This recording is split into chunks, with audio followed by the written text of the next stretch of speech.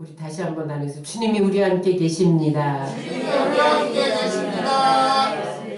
저는 오늘 누가복음 2장 1절로 12절 말씀을 본문으로 해서 동방 박사들의 성탄 예배 이와 같은 제목으로 은혜를 나누겠습니다. 우리 한번 따라 하시겠습니다. 동방 박사들의 성탄 예배. 여러분 오늘 우리가 메리 크리스마스 이렇게 인사를 했어요. 크리스마스라는 뜻이 뭘까요? 크라이스트라는 단어와 마스라는 단어가 합성어인데 원래 크라이스트는 헬라어의 크리스토스에서 왔어요. 그 다음에 마스는 라틴어의 메스에서 왔어요.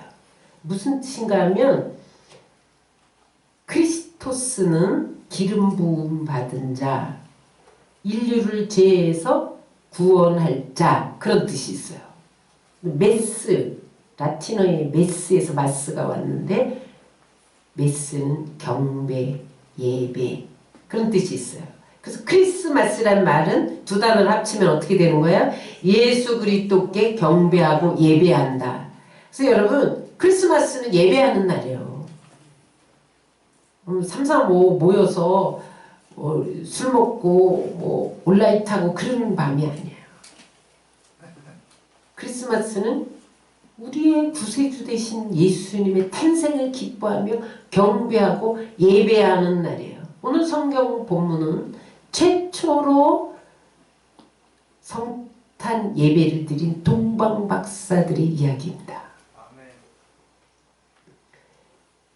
성탄절이 되면 여러 가지 많은 것들이 생각나요. 그런데 목자들, 헤로당, 구세군이 생각난다는 사람도 있어. 산타 할아버지가 생각나거든. 그런데 단연 기억될 것이 동방 박사들의 경배입니다. 그들이 예물을 가지고 와서 경배하는 장면이 크리스마스 때 성국에도 등장하고 늘 우리에게 익숙한 이야기입니다. 오늘 동방 박사들의 이 첫 번째 성탄 예배를 통해서 우리에게 주시는 메시지는 무엇인가? 진정한 예배, 진정한 경배는 무엇인가?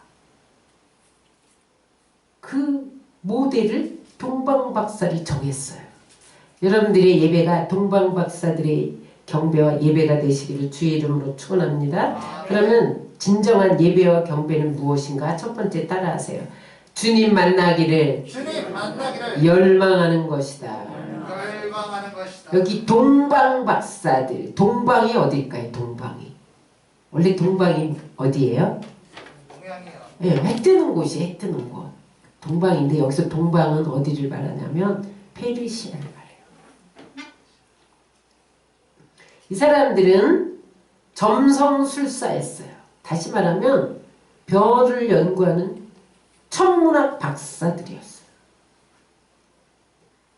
근데 이 사람들이 어떻게 이방인인데 페르시안이 있는데 어떻게 첫 번째 예수님의 탄생을 경배할 수 있었냐는 거예요.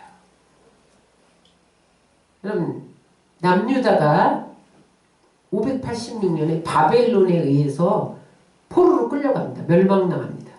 그래서 70년 동안 바벨론 포로 생활을 하잖아요. 그런데 때가 참에 하나님께서 페르시아를 일으켜요. 바사라고 그래. 성경에는 바사, 그게 이제 페르시아예요. 그래서 바사가 일어나서 바벨론을 멸망시켜요. 근데 그때의 국무총리가 누구였어요? 다니엘이었어요. 바벨론 때 포로로 끌려가서 국무총리를 했는데 바벨론이 바사에 멸망당했는데도 여전히 국무총리를 했어요. 그러니까 그때에 왕의 느부갓네살 왕의 신하들이 그를 모함해서 한 흉계를 꾸미죠. 그게 뭐예요? 왕의 다른 신에게 절하면 사자굴에 집어넣는다. 왕을 높여주는 모함을 하죠. 왕이 깜빡 속았어요. 근데 다니엘은 사자굴에 넣는다 할지라도 예루살렘을 향해서 하루에 3번씩 기도하는 것을 멈출 수가 없는 거예요. 하나님께 향한 경배와 예배를 멈출 수가 없는 거예요. 그래서 사자굴에 넣으세요. 나는 멈출 수 없습니다. 그래서 사자굴에 넣어줬단 말이에요. 던져줬단 말이에요. 근데 그때 다리오 왕 때였는데 다리오 왕이 얼마나 다니엘을 사랑했는지 몰라요. 이 모함이 다니엘을 향한 모함인지도 모르고 왕을 높여주는 줄 알고 쏘았단 말이죠. 그래서 아침에 밤새 잠 못 이루고 아침에 사자굴로 달려가서 다니엘아, 네가 믿는 하나님이 너를 구원하였느냐? 물어보니까 왕이요. 그러면서 내가 살아있습니다. 그런 거야. 그때 다리오 왕이 그 하나님께 영광을 돌립니다. 여러분, 그래서 지금 성경에는 그 이야기까지밖에 없지만 비하인드 스토리에 의하면 다리오 왕이 그때 하나님을 믿은 거예요. 그래서 페르시아 전역에 하나님을 증거했어요. 그때에 이 동방 박사들이 천문학을 연구하는, 별을 연구하는 이 동방 박사들이 하나님을 영접한 거예요. 그런데 그 다니엘이 끊임없이 증거하던 말씀 중에 민수기 24장 10절에 보면 한 별이 야곱에게서 나온다. 그런 말이 있어요. 그게 뭐냐면 메시아가 이스라엘에서 오신다는 거예요. 야곱에게서 나온다. 야곱이 이스라엘이잖아요. 이스라엘에서 나온다는 거예요. 그래서 이 동방 박사들이 그걸 믿었어요. 천문학을 연구하는 사람들은 하늘의 징조는 땅에 영향을 미친다. 그걸 믿는 사람들이에요. 그래서 끊임없이 별을 연구하던 중에 마태복음 2장 2절에 보니까 갑자기 한 별이 나타난 거예요. 그러니까 그때 이 동방 박사들이 준비하고 있었잖아요. 그래서 그냥 따라 나선 거예요. 근데 여러분, 그때 별을 따라 나선 길이 아주 험한 길이었어요. 광야였어요. 주석학자들은 죽음의 길이라고 해요. 아라비아 사막을 횡단해야 돼요. 죽음의 길이에요. 근데 거기에는 물도 없죠. 식량도 없죠. 뱀과 정갈이 우글거리죠. 짐승들이 으르렁거리죠. 응? 강의 위험이 있죠. 강도의 위험이 있죠. 강도들이 지나가는 사람 다 빼앗아서 죽이고 막 그랬단 말이에요. 죽음이 도사리고 있는 그곳을 지나서 몇 년 동안 왔게요? 2년 동안 왔어요. 그 이야기가 어디에 나오냐면 동방 박사들이 예루살렘에 와서 내가 왕을 경배하러 왔다. 그러니까 헤롯 왕이 자세히 들었어요. 그러면서 발견하면 나한테도 알려줘. 나도 경배하게. 그런 말씀이 오늘 본문에 나오잖아요. 근데 헤롯 왕은 아주 잔인한 왕이었어요. 자기 왕위를 지키기 위해서 자기 아내도 살해한 사람이에요. 그리고 로마 정부에 뇌물 바치고 아첨해서 헤롯이 그때의 분봉왕이 된 거예요. 자기 권력이라면 누구라도 죽일 수 있는 사람이에요.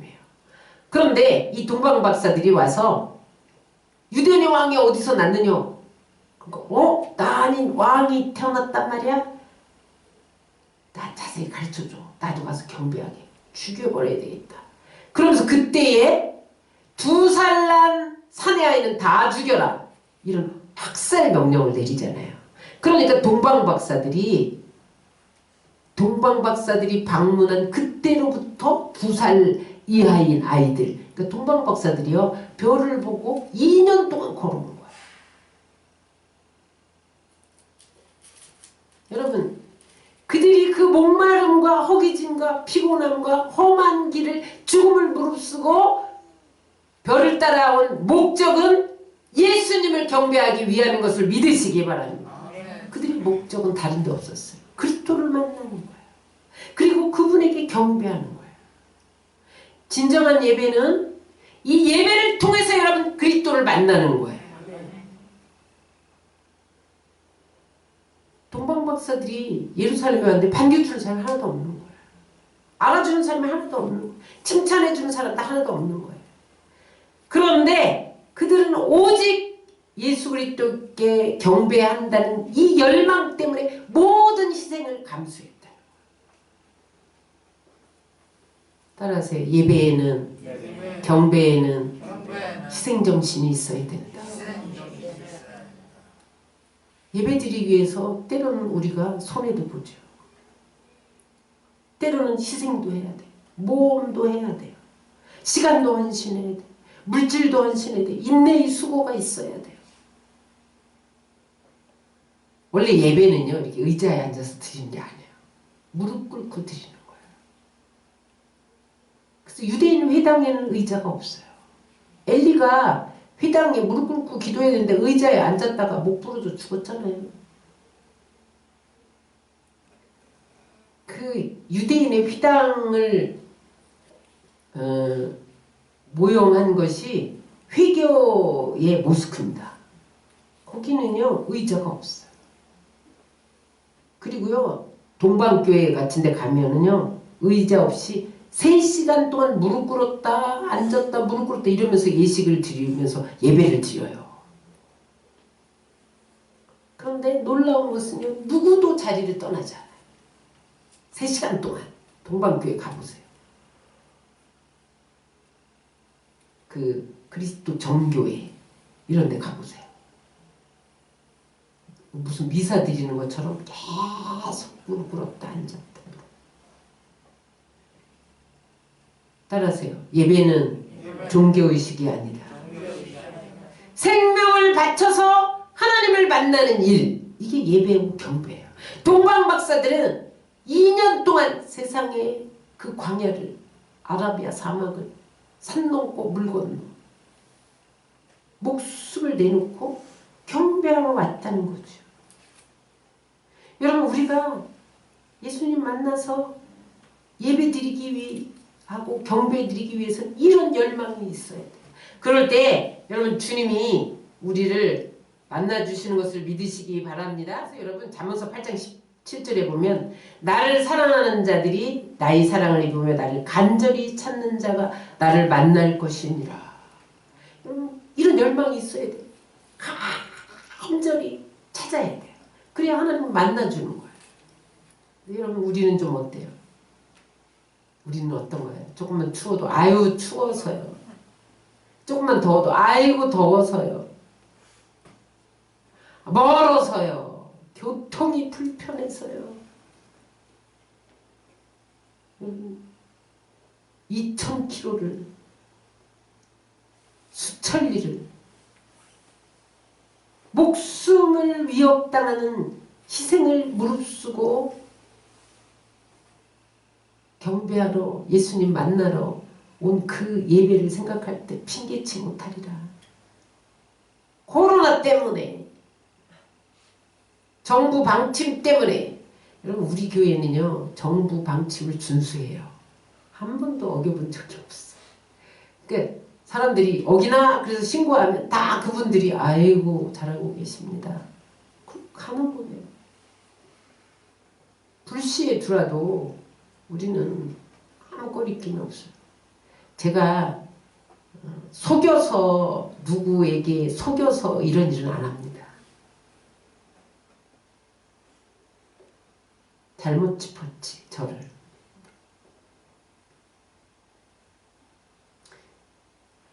여의도는 전국구잖아요.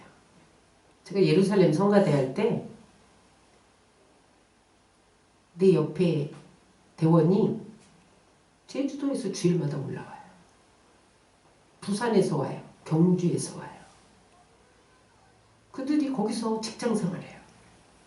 근데 그 하루 쉬는 주일날 비행기 타고 와서 성가대하고 다시 비행기로 내려가는 거예요.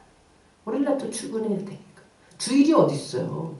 주일 쉬는 게 어디 있어. 하나님께 드리는 거 주의 날인데 내 날이 아니에요.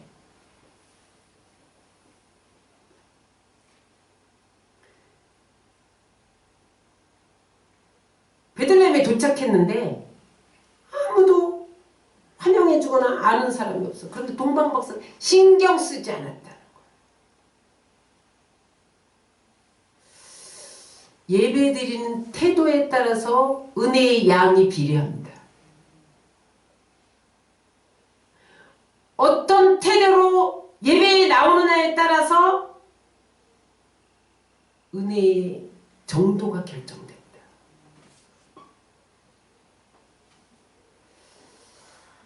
어떤 사람은 아이고 아는 사람이 없어서 재미가 없어서 내가 싫어하는 사람이 있어서 예배 못 나가겠어. 그러면 안 돼요. 따라서 오직 하나님을 만난다. 이런 열망으로 경배해야 돼. 이 사람들이요 무작정 별 하나만 믿고 왔잖아요. 별 하나만. 무슨 말이에요? 여러분 예배 올 때 따라하세요. 하나님 한 분만 바라보고 나와야 된다. 누구 생각하지 마세요. 내가 싫어하는 저 사람, 아유 꼴도 보기 싫은 사람, 이런 거 보면 안 돼.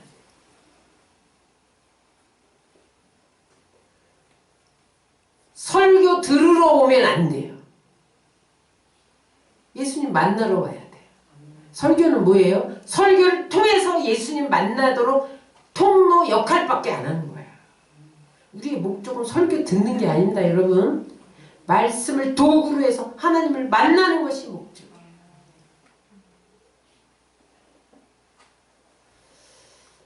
우리가 어떤 대가를 지불해도 하나님 만나리라. 그게 경배예요.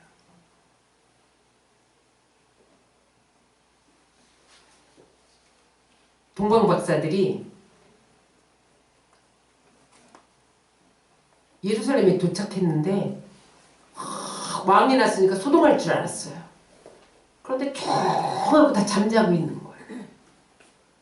근데 그래서 왕궁에 들어갔잖아요. 왕궁에 날 줄 알아서 만왕의 왕이 오신다니까. 유대인의 왕이 어디 계시냐? 아무도 모르는 거예요. 근데 그때 대제사장들과 율법학자들이 건성으로 성경을 읽어주는 거예요. 미가서 5장 2절에 보니까 예수 그리스도가 베들레헴에서 나신다네 이런 성경을 줄줄줄 읽어주는 거예요. 근데 그 율법학자들, 그 대제사장들이 감동도 없어, 은혜도 없어. 그래 메시아는 베들레헴에서 난데 미가서 5장 2절에 나와 있어. 이렇게 가르쳐 주는 거예요. 그래 왕이 나셨어? 함께 만나러 가자. 이것도 안 해. 율법학자들이. 그런데 여러분 동방박사들은 그 말씀대로 가서 하나님을 만났다는 거예요. 예수님을 만났다는 거예요. 교회 올 때 여러분 설교를 기대하지 마세요. 하나님을 기대하세요. 설교는 그냥 하나님을 만나는 통로에 불과해요.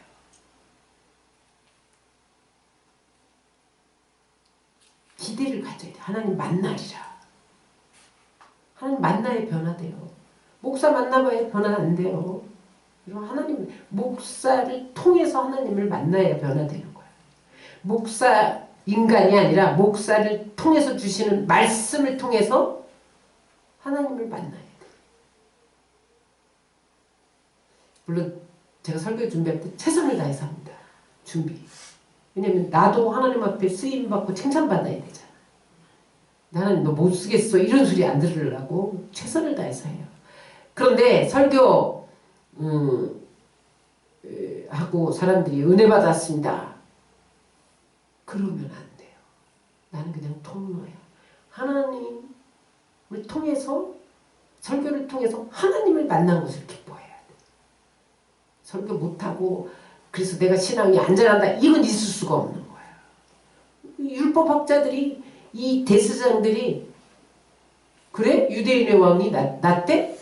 미가서에 보니까 5장 2절에 보니까 베들레헴에서 나네. 예루살렘에서 안 냈으면 베들레헴에 났겠지. 아무런 감동도 없이 은혜도 없이 그냥 읽어줬어요. 건성으로. 근데도 그 동방박사는 그 말씀 붙들고 갔잖아. 근데 베들레헴 말구에서 태어난 거야.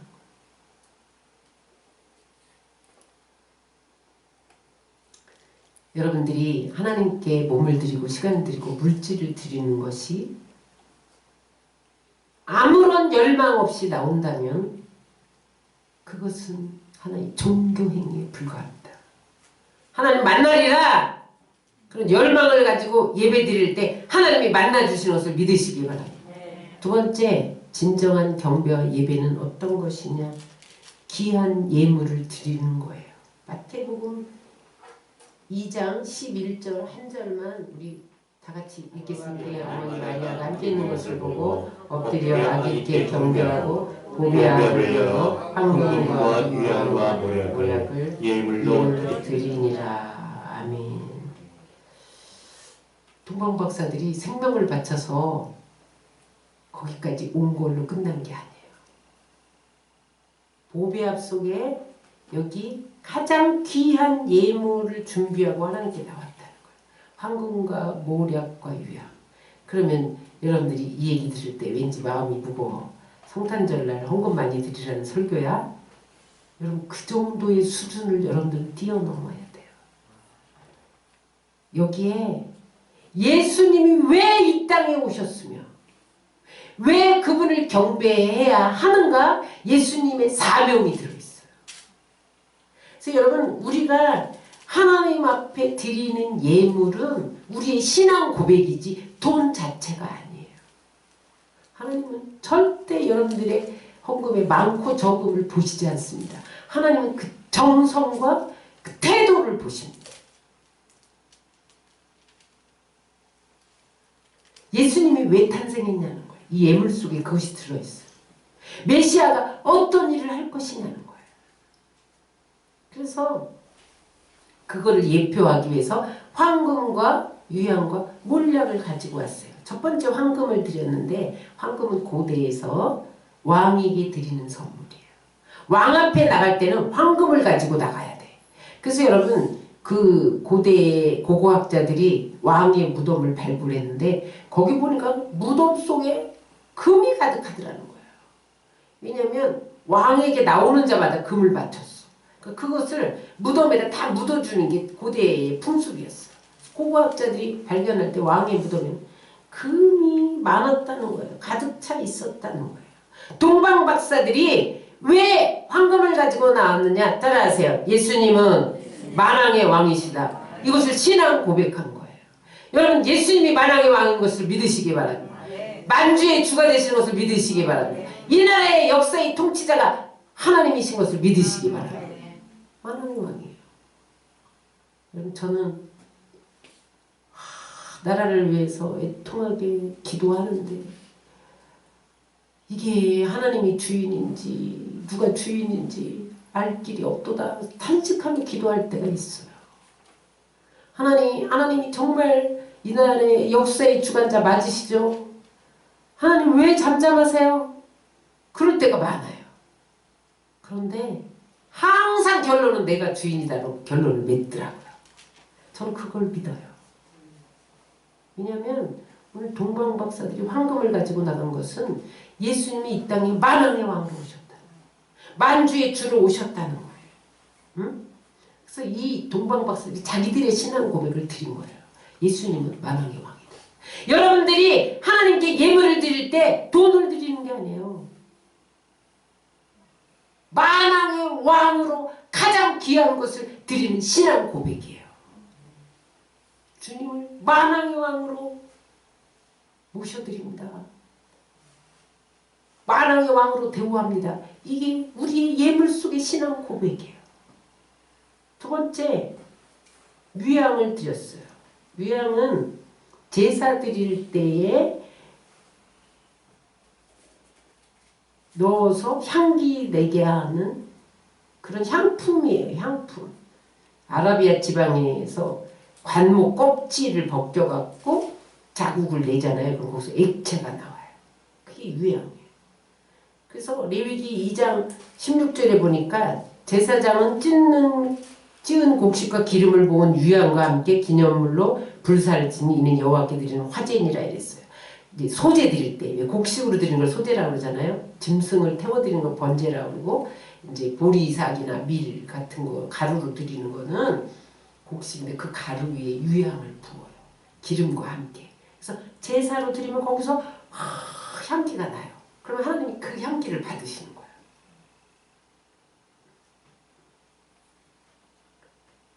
그런데 이 유향은 누구만 쓸 수 있어요? 대제사장만 쓸 수 있어요. 그래서 여러분 유향을 동방박사들이 예수님께 예물로 드린 것은 예수님이 우리의 대제사장이라는 거예요. 구약에는 짐승으로 하나님 앞에 번제로 드렸잖아요.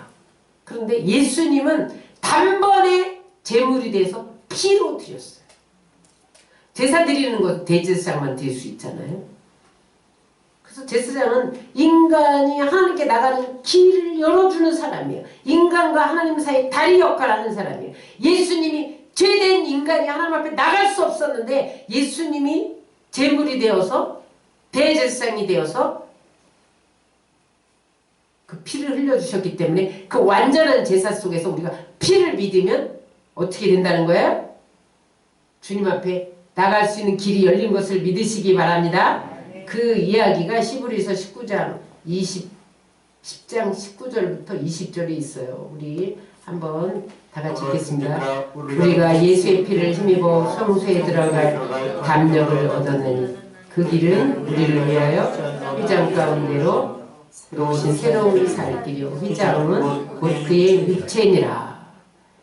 예수님이 십자가에 못 박혀 죽으시는 그날에 완전한 제물이 돼서 죽으시는 그날에 성소와 지성소를 갈아먹고 휘장이 찢어졌잖아요.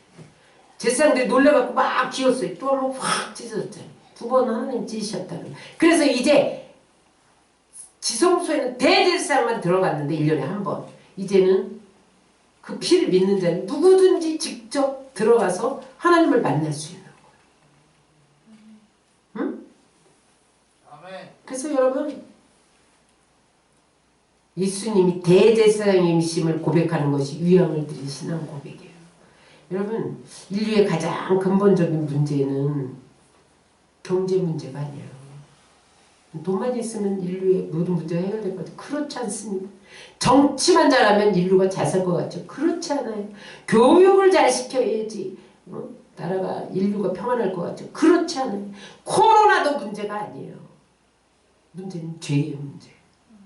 죄의 문제가 해결되지 않으면요 모든 것이 막혀요. 하나님과 나와의 사이에 담이 생겨. 하나님이 모든 좋은 것을 줄 수가 없어요. 죄의 문제를 해결하면 사망의 문제가 해결돼요. 멸망의 문제가 해결돼요. 그래서 여러분 예수님께서 대제사장으로 이 땅에 오신 것은 인간의 근본적인 죄의 문제를 해결하려 육신을 입고 성탄하신 것을 믿으시기 바랍니다. 그래서 여러분 우리가 하나님께 예물을 드리잖아요. 하나님 앞에 헌금을 드리는 것은 예수님께서 우리 죄를 해결하기 위한 대상으로 오셨음을 고백합니다. 그런 우리의 신앙 고백을 담은 거예요. 그렇기 때문에 귀한 것을 드리는 거죠. 그 다음에 세 번째 몰약을 드렸어요. 몰약은 시체에 바르는 방부제 또 마취제로도 사용했어요. 근데 여러분 이 동방박사들이 애기한테 시체에 발라 그러면서 여러분 몰약을 선물한다. 이게 상식적으로 맞아요? 안 맞잖아요. 근데 왜 몰약을 선물로 드렸냐? 이미 십자가에 죽으실 것을 알아서 미리 장사를 준비했다는 거예요. 그래서 이 몰약을 드린 이유는 뭐냐면 앞으로 예수님은 십자가에 못 박혀 죽으셔서 우리의 죄를 지고 고통당하시 까닭에 우리는 그를 믿기 때문에 죄사함 받는다. 이 고백이 들어있는 거예요. 그래서 여러분 우리가 예물 드릴 때는 맞아요 주님 저는 죄로 인해서 죽을 수밖에 없는데 주님이 십자가에 못 박혀 죽으셔서 나를 죄사해 주셨어요. 그래서 제가 그 예수님을 믿습니다. 이런 고백으로 예물을 드리는 거예요. 그게 진정한 예배입니다. 그래서 정리하면 동방박사들이 드린 예물, 황금과 유향과 몰약은 따라서 예수님은 왕이시다. 예수님은 대제사장이다. 예수님은 우리를 죄에서 구원할 구세주다. 그렇게 고백한 신앙 고백이에요. 여러분 이 성탄에 여러분들의 신앙 고백이 이 고백 되시기를 주의 이름으로 축원합니다. 세 번째 진정한 예배와 경배는 따라하세요. 순종이다. 12절에 보니까 2장 12절에 보니까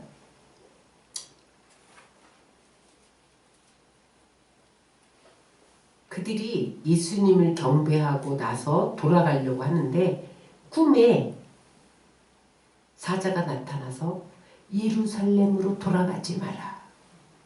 그렇게 지시를 받아요. 그래서 그들이 다른 길로 고국으로 돌아가니라 이렇게 기록되어 있어요. 중요합니다.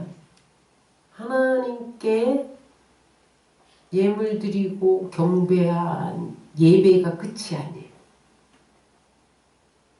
따라하세요. 예배 후에 순종으로 이어져야 된다. 왜 다른 길로 가라 그랬어요? 헤롯이 베들레헴에서 유대인의 왕이신 예수님이 탄생한 걸 알면 죽이잖아요. 그러니까 헤롯 만나지 말고 그냥 가. 이렇게 하나님의 사자가 꿈에 알려줬어요. 그랬더니 이 동방박사들이 그대로 순종하고 돌아서 갔다는 거예요. 만약에 헤롯 왕에게 이 사실을 알리면 이건 1등급 국가 비밀이에요. 보상을 줬을지도 몰라. 아니면 한 자리 내줬을지도 몰라. 장관자리. 명예를 얻었을지도 몰라. 환대를 얻었겠죠. 그런데 그는 하나님의 명령이기 때문에 그대로 순종했다는 거예요. 만약에 순종하면요. 속이고 그냥 돌아갔어. 잡으러 와. 그래갖고 죽이려고 했을지도 몰라요. 그 두렵지 않았겠어요? 왕의 명령을 거역하고 지금 예루살렘 거기 찾거든. 나한테 알려줘. 나도 가서 경배하게. 이렇게 부탁해놨는데 하나님이 다른 길로 가. 만나지 마. 그러시는 거예요.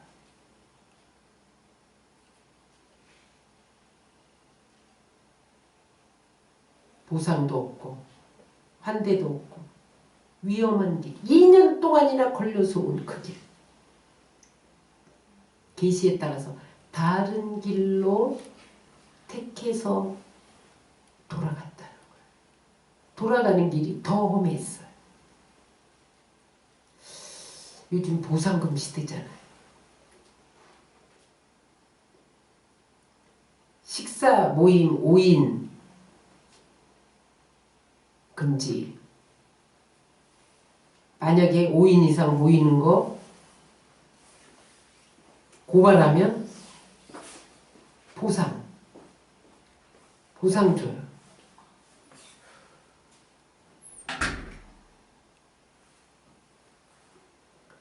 (10만원) 상금 받으려고. 근데 이건 나쁜 제도예요. 일단은 백성을 못 믿는 거잖아요. 못 믿게 행동들을 하지만 20인 이하 비대면 이상 드리면 신고해. 그러면 300만원 벌금 물린다. 이 시대는요. 보상금 시대예요. 여러분 10만원 받기 위해서 성령 회방죄를 범하겠어요. 어느 교회는 성도가 목사님을 고발한 교회도 있대. 앙심 품은 거죠. 여러분 그 사람은 성령 회방죄입니다. 성령 회방죄가 뭐예요? 자기가 하나님의 살아계심을 알고도 예수님의 살아계심을 알고도 거역하는 게 성령 회방죄예요. 용서받지 못하는 죄. 모든 죄는 용서받아요. 회개만 하면. 그런데 성령 회방죄는 회개도 안 받아. 하나님 아예 용서 안 해요. 성경에 나와 있잖아요. 성령 회방죄를 범하지 마시기 바랍니다. 예배 회방죄는 성령 회방죄. 고발하는 거 고의적으로 하는 거잖아요. 고의적으로.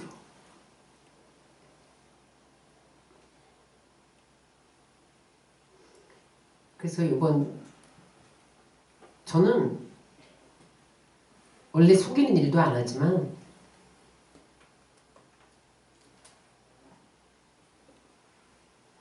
방역지침 준수하죠. 송구영신 예배도 우리 작년에는 여기서 숙박했잖아요. 그래서 떡국 끓여 먹고 예배 드렸는데 아침에 또 신년 예배 드렸는데 올해는 그래서 그렇게 안 할 거예요. 그냥 송구영신 예배만 딱 드리고 다 돌아갈 거예요. 그래서 우리 윤영태 집사님 차 가지고 제 차 있고 또 우리 주영이 아빠도 차 가지고 오시고 이백순 집사님도 있고 20명 이하로 모이니까 우리는 충분하죠. 인천 사람들 다 걸어갈 거니까. 걸어가는지 저 멀리 계신 분은 다 모셔다 드려요.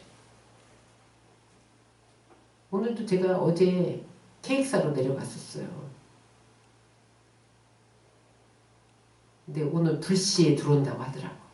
불시에 점검 나갑니다. 행안부와 정부가 연합하여 예고 없이 그리고 누구라고 밝히지 않고 들어가서 점검할 겁니다. 이렇게 공문이 왔어요. 음식물 먹는지 안 먹는지. 그래서 안 되겠다. 그냥 예수님이 뭐 케이크 안 잘랐다고 서운한 일 없고 우리가 케이크 잘라도 먹지도 못하는데 괜히 먹을 유혹만 받지. 아 먹고 싶다 이런 유혹만 받잖아요.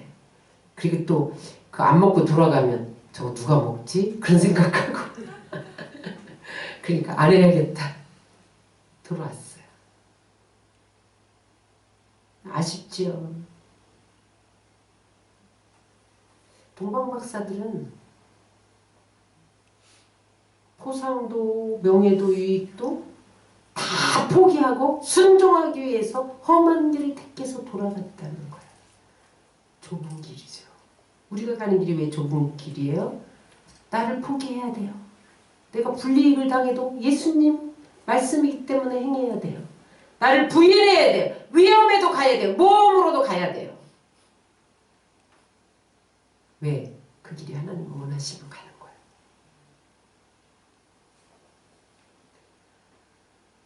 그들이 도망치듯 돌아가면서 얼마나 숨죽이고 갔겠어요. 여러분 신앙인들에게 이런 진지한 모습이 있어야 돼요. 좀 뒤집지 말고 진지하게 살아야 돼요. 임기응변적으로 순간만 모면하려고 살지 말고 진지하게 살아야 돼요. 내게 불이익이 와도 좀 손해가 와도 내가 좀 억울함을 당해도 하나님의 말씀이면 지키리라. 이것이 참 예배의 삶이에요. 여러분들에게 이런 진지한 모습이 회복되시기를 주의 이름으로 축원합니다. 따라하시겠습니다. 참된 예배는 순종으로 표현되고 순종으로 완성된다. 참된 예배는 1시간 설교 듣고 가는 게 아니에요. 여러분 헌금 드리고 가는 게 아니에요. 그 다음에 순종하는 거예요. 말씀대로 사는 거예요. 따라서 삶이 예배가 되게 하라. 성경의 모든 기적은 순종할 때 일어났어요. 이스라엘 백성들이 홍해 앞에 이르렀을 때 넘실거리는 홍해를 향해 나가라. 그들이 넘실대는 홍해를 향해 죽을지도 모르는데 말씀이 있기 때문에 나갔더니 갈라졌단 말이에요. 요단강도 마찬가지예요. 넘실거리는 요단강에 제사장들이 번개를 메고 발을 들여놔 또 밀려갈지도 모르는데 또 내려갈지도 모르는데 그래도 말씀이 있기 때문에 순종했더니 요단강이 갈라진 거예요. 금속, 철벽, 여리고서는 어떻게 무너졌어요? 돌아! 하나님 발로라도 차야죠. 아니 돌기만 해. 그래서 무너진 거예요.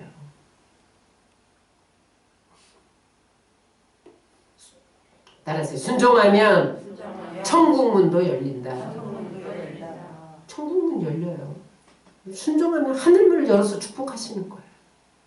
근데 가끔 하나님의 명령이 합리화 시킬 수 없을 만큼 조금 엉뚱하게 들릴 적 있잖아요. 아브라함에게 네 독자 이삭을 드려라. 아니 그냥 아들이 아니야.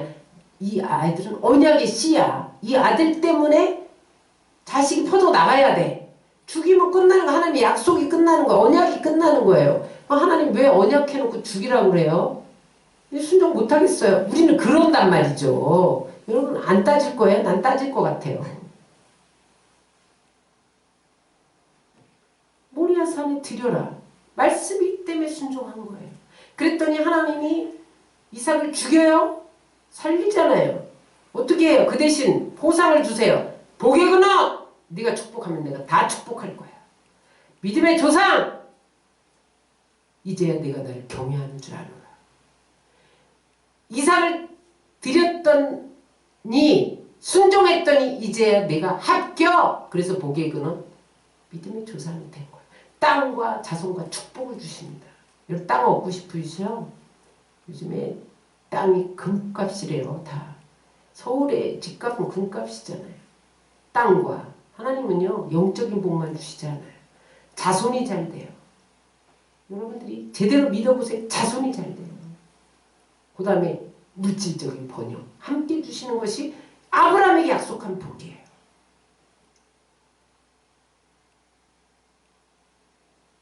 내 방법으로 예배드리지 마시고 내 방법으로 믿으려고 하지 마세요. 어떤 일이 맡겨져도 순종하기로 결단하세요. 어떤 상황이 와도 말씀이면 순종하리라.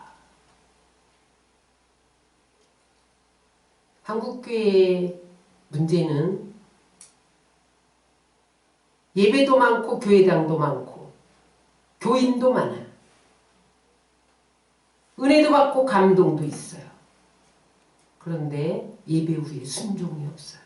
이게 한국교회가 멈춘 이유입니다. 은혜를 받아 감동, 눈물을 흘려 행동을 안 해. 그냥 예배로 끝나요. 제일 중요한 것은 경배 후에 말씀대로 순종했다는 거예요. 아멘. 말씀 정리합니다. 동방박사들의 첫 번째 성탄절 예배는 열망을 가지고 드려졌다는 거예요. 자기의 가장 귀한 예물을 드리면서 자기 신앙 고백을 드렸다는 거예요. 그리고 예배 후에 삶으로 순종했다는 거예요. 그래서 그들은 성탄절이 될 때마다 많은 사람들에게 위대한 예배의 사람, 위대한 순종의 사람, 예배의 모델, 경배의 모델, 그렇게 예배해야 돼. 이렇게 일컬어지는 사람이 됐어요. 그럼 하늘나라에서 그들이 얼마나 큰 상을 받을까요? 이 성탄의 날에 주님 만나는 것이 예배의 목적이 되시기 바랍니다. 아멘. 여러분들이 가장 귀한 것을 드려 여러분들이 신앙을 고백하시기 바랍니다. 그리고 삶이 예배가 되게 해야 됩니다. 순종으로 이어져서 매일매일 여러분들 안에 예수님이 탄생하시기를 주의 이름으로 축원합니다.